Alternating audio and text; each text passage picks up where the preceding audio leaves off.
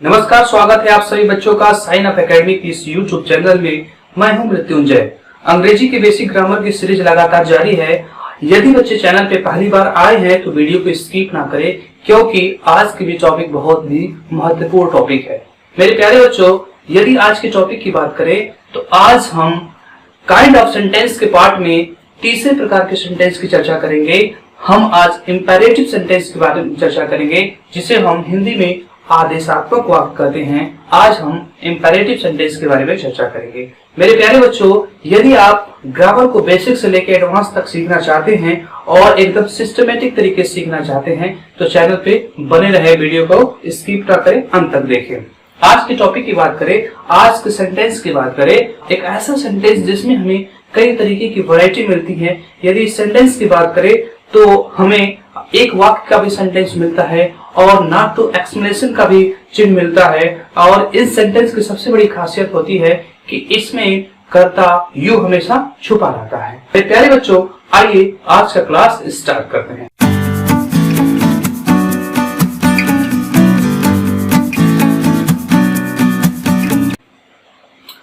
आज के topic imperative sentence की बात करें, जिसे हम हिंदी में आदेशात्मक वाक्य कहते हैं। एक ऐसा वाक्य, आदेशात्मक वाक्य, यानी आपको इन शब्दों से पता लग सकता है या आप इन शब्दों से पता लगा सकते हैं कि एक ऐसा वाक्य जिसमें आदेश की बात हो सकती है। किसकी बात हो सकती है? आदेश की बात हो सकती है। आइए यहाँ पे हम समझने की कोशिश करते हैं। Sentence showing a command, an order and request. ध्यान दीजिए, सेंटेंस माने वाक्य, शोइंग माने दिखाता है या बताता है, अ कमांड, कमांड माने आज्ञा, एन ऑर्डर आदेश, अ रिक्वेस्ट यानी एक कह सकते हैं अनुरोध, अ रिक्वेस्ट यानी एक अनुरोध, एन एडवाइस यानी एक सलाह। एक ऐसा सेंटेंस जिसमें हमें एक आज्ञा, आदेश और कह सकते हैं अनुरोध और सलाह की बात होती है, हम उसे इंपेरेटिव सेंटेंस कहते हैं। कौन सा सेंटेंस कहते हैं? इंपेरेटिव सेंटेंस कहते हैं। डेफिनेशन के माध्यम से हम समझते हैं, बहुत ही आसान सी डेफिनेशन है। द सेंटेंस विच यानी वाक्य, विच माने जो, एक्सप्रेस यानी बताता है या अभिव्यक्त करता है या प्रकट करता है, अ कमांड यानी आज्ञा, एन ऑर्डर यानी आदेश, आज्ञा या आदेश, अ रिक्वेस्ट यानी अनुरोध करना, क्या करना? अनुरोध करता है, एन एडवाइस यानी एक सलाह की बात होती है। इस कारण उसे कहते हैं द इंपेरेटिव सेंटेंस, उसे इंपेरेटिव सेंटेंस कहते हैं। एक ऐसा वाक्य जिसमें हम आज्ञा की, आदेश की, अनुरोध की, सलाह की बात करते हैं, उसे इंपेरेटिव सेंटेंस कहते हैं। हिंदी डेफिनेशन की हम बात कर लेते हैं। जिन वाक्यों में आज्ञा, आदेश, अनुरोध या सलाह का भाव प्रकट हो उसे आदेशात्मक वाक्य कहते हैं। उसे क्या कहते हैं? आदेशात्मक वाक्य कहते हैं। आशा करता हूं आपको बात समझ में आ रही होगी। यानी जिन वाक्यों में हम किसी को आज्ञा देंगे या जिन वाक्यों से हमें किसी के आज्ञा की बोध हो या आदेश की बोध हो या अनुरोध की बोध हो, यानी जिस प्रकार यदि हम किसी को आज्ञा दे रहे हैं या किसी को आदेश दे रहे हैं या किसी प्रकार का किसी से अनुरोध करते हैं या किसी को कोई सलाह देते हैं, तो जब ऐसे वाक्य हमारे सामने आए तो उसे हम इंपेरेटिव सेंटेंस कहते हैं। उसे क्या कहते हैं? इंपेरेटिव सेंटेंस कहते हैं। बहुत ही आसान से डेफिनेशन है, आप इसे आसानी से समझ सकते हैं कि जिन वाक्यों में आज्ञा की बात होगी, आदेश की बात होगी, सलाह की बात होगी और अनुरोध की बात होगी, उसे हम इंपेरेटिव सेंटेंस कहते हैं, यानी आदेशात्मक वाक्य कहते हैं। डेफिनेशन के माध्यम से आपने समझा, आइए हम एग्जाम्पल के माध्यम से समझते हैं। सबसे पहले हम ऑर्डर की बात करेंगे। ऑर्डर के रिलेटेड मैंने दो एग्जाम्पल यहाँ पे दिया है, ध्यान दीजिएगा। बी क्वाइट, ध्यान दीजिए, इस वाक्य को आप ध्यान से देखें। बी क्वाइट यानी शांत रहो, एक आदेश दे रहे हैं। बी क्वाइट, जैसे टीचर कक्षा में आते हैं और कहते हैं कि बच्चों शांत रहो, यानी क्या देते हैं? आदेश देते हैं। कभी कभी वे रिक्वेस्ट करते हैं, please keep quiet, please keep quiet यानी शांति बनाए रखें, कृपया शांत रहें। तो उस समय वो क्या कर रहे हैं? क्या कर रहे हैं? वह आदेश नहीं दे रहे हैं, वो रिक्वेस्ट कर रहे हैं। क्या कर रहे हैं? रिक्वेस्ट कर रहे हैं। आगे हम इसमें देखेंगे। दूसरे वाक्य की बात करें, ब्रिंग अ चेयर यानी कुर्सी लाओ, एक आदेश है, कुर्सी लाओ, कुर्सी लाओ, एक आदेश दे रहे हैं।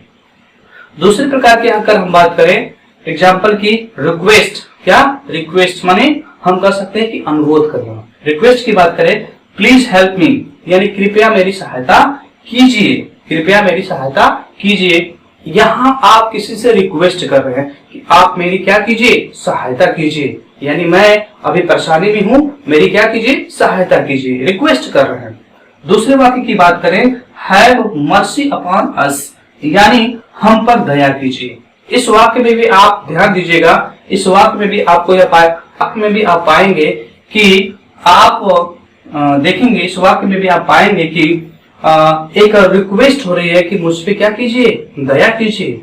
मैं एक कह सकते हैं कि कमजोर व्यक्ति हूं या एक मैं गरीब व्यक्ति हूं, मुझ पे क्या कीजिए, दया कीजिए। आगे अगर हम बात करें एडवाइस की, इन वाक्यों में एडवाइस की भी बात होती है। जैसे यहाँ पे never tell a lie, tell माने झूठ बोलना, कह कि कभी झूठ मत बोलो। यह एक सलाह है, हम अपने बच्चों को, अपने आसपास के लोगों को या किसी को यह सलाह देते रहते हैं कि झूठ नहीं बोलना चाहिए, अच्छे काम करने चाहिए, पढ़ाई में अपना मन लगाना चाहिए, बच्चों को अपने पढ़ाई में ध्यान देना चाहिए, ज्यादा खेलना नहीं चाहिए। तो इस तरीके का वाक्यों का प्रयोग होता है जिससे हम बच्चों को कह सकते हैं कि एक प्रकार का सलाह देते हैं, या किसी प्रकार का किसी को अगर हम सलाह देते हैं तो उसे एडवाइस करते हैं, और ऐसे वाक्यों को इंपरेटिव सेंटेंस कहते हैं। एग्जाम्पल में आप देख सकते हैं, नेवर टेल अ लाई यानी कभी झूठ मत बोलो, एक सलाह है, क्या है, एक सलाह है। दूसरे वाक्य की बात करें, हेल्प द पुअर यानी गरीबों की सहायता करो, यह भी एक सलाह है कि हमें गरीबों की क्या करनी चाहिए, मदद करनी चाहिए। ठीक है, आशा करता हूं यह बात आपको समझ में आएगी। अगले की बात करें हम, तो आप देख सकते हैं, तो प्रोहिबिशन यानी ऐसे वाक्य जिसमें निषेध की बात होगी, यानी निषेध का मतलब आप सिंपल से समझने की कोशिश करिएगा कि यानी मना करना, निषेध यानी कर सकते एक प्रकार का मना करना या रोकना, ऐसे कामों में रोकना जिससे आप कर सकते हैं कि किया नहीं जाए, जिससे आप रोक सकते हैं। जिसमें किसी को किसी कार्य को लेकर मना किया जाता है उसे प्रोहिबिशन वाले वाक्य कहते हैं, जिसे निषेध वाले वाक्य कहते हैं। जैसे do not make a noise यानी शोर मत करो, यानी शोर मत करो, ऐसे कह सकते हैं कि शोर मत करो एक प्रकार का एक कर सकते हैं कि एक निषेध है, क्या है, एक निषेध है, यानी मना कर रहे हैं, हम उसे रोक रहे हैं कि शोर मत करो। Do not plug the flower यानी फूल मत तोड़ो, यानी फूल को नहीं तोड़ना चाहिए, यानी मना कर रहे हैं। तो आपने देखा कि हमें चार तरीके के कर सकते हैं कि ऑर्डर, रिक्वेस्ट, एडवाइस और प्रोहिबिशन यानी चार तरीके की बातों की चर्चा होती है इंपैरेटिव सेंटेंस में, यानी आज्ञा, आदेश, अनुरोध या सलाह या निषेध की बात हो तो हम उसे इंपैरेटिव सेंटेंस कहते हैं। इस सेंटेंस में कभी कभी आप देख सकते हैं कि एक शब्दों का भी वाक्य मिलता है। सबसे बड़ी इसकी खासियत है कि एक शब्दों का वाक्य मिलता है। और आप यहाँ देख सकते हैं रन, गो, कम, हैरी। लेकिन आप इन वाक्यों को देखेंगे और आसानी से समझ सकते हैं कि रन एक वाक्य है, यानी माने दौड़ो। किसको कह रहा हूं, रन माने दौड़ो, यानी यहाँ पे कुछ न कुछ छुपा है, कुछ न कुछ क्या है, छुपा है। जैसे गो, तो किसको कहूंगा मैं गो, यानी कोई सामने वाला व्यक्ति होगा तभी कहूंगा गो। यहाँ पे कम, आओ, यानी सामने वाले व्यक्ति को बुलाऊंगा आओ। हरी यानी जल्दी करो।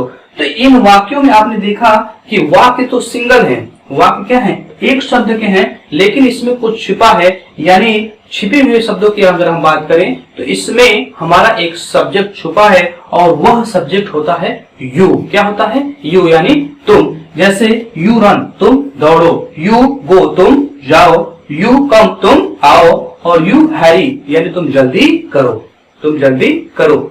इसके अलावा इस वाक्य की सबसे बड़ी खासियत होती है कि इस वाक्य के जब सिंगल वाक्य आएंगे शब्दों के साथ, सिंगल शब्दों के साथ जब वाक्य आएंगे तो वाक्य के अंत में यानी नॉट टू एक्सक्लेमेशन, यानी यहाँ पे फुल स्टॉप की बात नहीं होगी, नॉट टू एक्सक्लेमेशन यानी इस चिन्हों को हम कर सकते हैं एक्सक्लेमेशन चिन्ह कहते हैं। कौन सा चिन्ह कहते हैं, एक्सक्लेमेशन चिन्ह कहते हैं।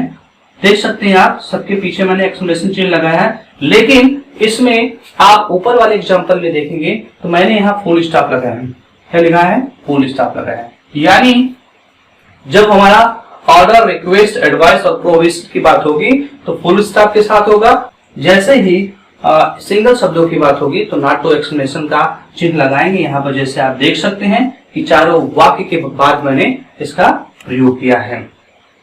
आशा करता हूं कि आज की क्लास आपको अच्छे से समझ में आई होगी। यदि आपको कोई डाउट हो तो आप मुझसे कमेंट बॉक्स में पूछ सकते हैं।